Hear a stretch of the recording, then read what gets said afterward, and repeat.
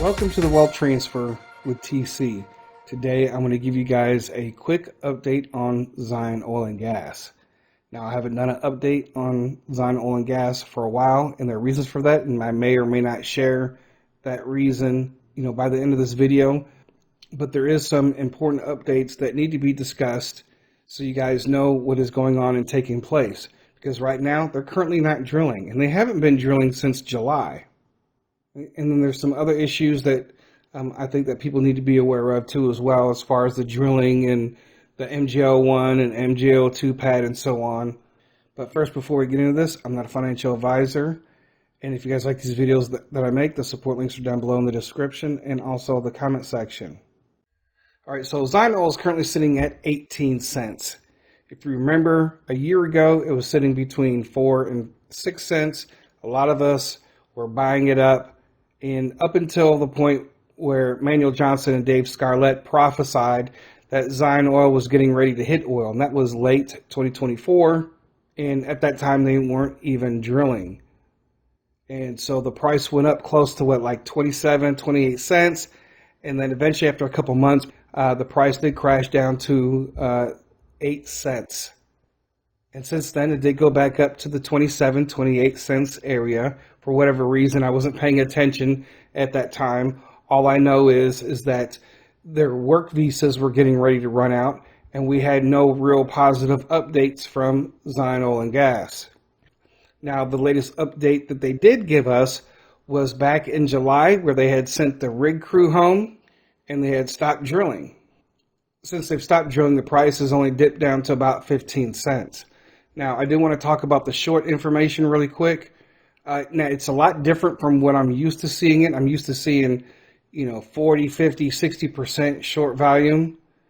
And currently, when we look at the shorts now, you got 32, 6, 20, 35, 24, 9, 1.5, 17, 21% of the volume being shorted. That's probably the lowest I've seen it like this ever, actually, to be honest with you. And I don't know the reason why they're not shorting the stock, considering that they're currently not drilling. But I also know that Zion Oil's DSPP program, I'm pretty sure that it's increased ever since they started these prayer groups and they, and all these other things that they got going on trying to promote Zion Oil. With the guys with the failed prophecies, they brought in a lot of new investors into Zion Oil, giving to Zion Oil monthly to buy stocks on their behalf. So maybe that's the reason why it's stayed up as long as it has, because it's October the 15th, so 3 months ago they stopped drilling. Now I want to go ahead and get into the update, October the 8th of 2025. Since our July update, we have advanced planning for the next phase of operations in Israel. Our technical objective remains unchanged. Sidetrack the well and drill a lateral section into the identified target interval to enable multi-stage stimulation across multiple zones. The principal operation refinement is to begin this campaign for MJ02, located on the same pad as MJ01, just 7.5 meters away on the surface and approximately 300 meters offset in depth. Both wellbores access the same target zone. Starting from MJ02 allows us to begin in a larger casing, use larger diameter tools, and execute a two-stage drilling plan, providing greater flexibility to manage downhole contingencies and improving our chance of operational success. Logistics remain challenging in Israel onshore market, where most services and equipment must be imported with added time and cost. Despite providers being heavily contracted, we have secured key services such as drilling, mud, and cementing. Recent visa reforms and progress with ministry approvals are also positive steps. We are preparing to mobilize the rig crew in January, complete upgrades and site work in February, and begin drilling in March. Leveraging in the existing wellbore gives us a strong head start, and while this type of lateral drilling is new to onshore Israel, our team is well positioned to execute it successfully. All right, so one of the things that really stood out to me is that they're going to be drilling from MJ02. So we just came out of MJ02 and went into MJ01. And so now they're not going to be drilling out of MJ01. they'll be drilling in MJ02. Now, I did listen to their podcast, and, there are some challenges with what they're getting ready to do. They believe that they can move much faster going through MJ02. That all remains to be seen, but I'm not sure. We just came out of MJ02, so I don't know. Just things kind of seem weird with that, but, they have their plans and they're going to do what they're going to do. But one of the things that was pointed out was also if they need equipment, it's going to delay things. And they already have an issue with their drill crew. So if they need a part and their drill crew, let's say that something happens and a part breaks or something, and they can't get the part for a month or a couple weeks or whatever, that's just more delays. And I don't know how long the crew can actually stay in Israel. That is the other thing. And because every year they have to leave at a certain point and then they come back and they usually start operations back at the beginning of the year, right? And they're not even going to be drilling until March. So you have 4.5 months of no drilling. And then they haven't even been drilling for the last, out of a whole entire year, they have not drilled 7.5 months out of that. So whenever they bring the rig crew back, they're going to have this short time frame to complete MJ02 and get a viable well. Now, like I said, I don't know how long the visas are, but you also have to keep in mind that these people are from another country and they will be away from their families and friends and everything else. And so the thought came to me, it was just like, how come we're not hiring a second crew? Right? Why do we have all this downtime every year? We shouldn't have this much downtime. We should have a backup crew that comes in after this crew when their visas expire or whatever the case. So that is just some thoughts that came to me. Now, according to their podcast, they think that going through MJ02 is going to be more, it will have a better chance at success. And there's no guarantees with any exploratory company.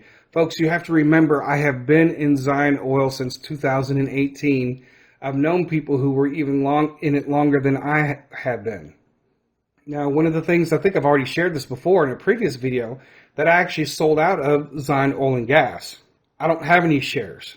And because I could use that money for something else to get into another, investment or whatever. And they're not even going to be drilling for the next 4.5 months. And, the more you learn how to trade and the more you have that mindset, where I see the stock and the prices going up and down, right now, it's not worth investing in. Right now, I don't want to invest in it because I feel like that it's been heavily manipulated, for one, and two, they're not even going to be drilling for a while.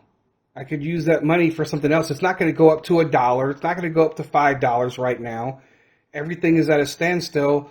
So the other thing that I want to talk about, because I hear this a lot, and I just heard this guy give this prophecy that all these people are going to become millionaires. And people need to understand that Zion Oil is heavily diluted. Yes, you will be eventually. I believe in Zion Oil. I believe in their cause. I don't always agree with some of the things that they do and some of the decisions that they make.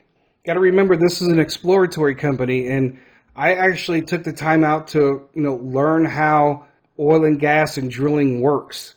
Right? I'm not, by no means am I an expert on it, but it gave me a better understanding of what was going on with Zion Oil and Gas.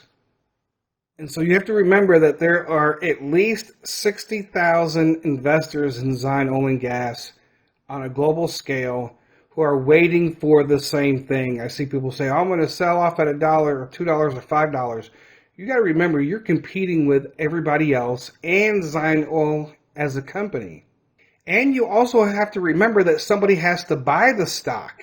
So even, let's say they make an announcement, the stock, shoots up in value, because of the news and everything, right? But in order for it to continue to go up, you're going to need a whole bunch of other people to start investing in Zion Oil. It will only continue to go up if people are buying in. And you got to remember, Zion Oil and Gas is in the OTC markets. It's a whole different ball game than it is being on NASDAQ, right? They don't have access to the millions of investors, right? You're going to have, you have access to some, but is it going to be enough to push it to $5, $10? Right? Some people are speculating $50 and all that stuff. You got to remember, folks, this is just one well. And I've shared with you, in order for any kind of price like that, you would have to have a super well where this well is producing 5, 10, 15,000 barrels a day. So Zion Oil is going to need even more money, and they're already heavily diluted. So when the price does go up, they're going to need to sell a lot of stocks to do what they need to do to secure this viable well. So I just want people to be aware of what's going on, the risks and everything else, about the pricing and all that, so you have a better understanding of where the stock could go. You have 60,000 people, and some of those people have been waiting a very long time. Plus, you have a lot of employees that were given stock options to as well, that are probably ready to start cashing out when that time comes. And there will be a lot of people that will be left out because you think it's going to go higher and you're not going to sell, and then you're going to have to wait. They have to drill multiple wells, folks.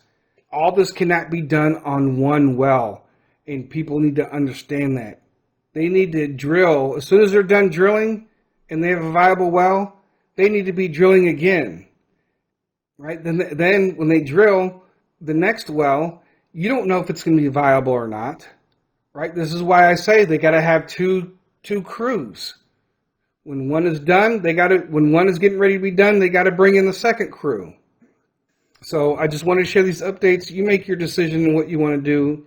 And like I've shared before, this is a long-term investment. We're talking about years long-term. So that's all that I have to share with this. So thank you guys for listening. God bless.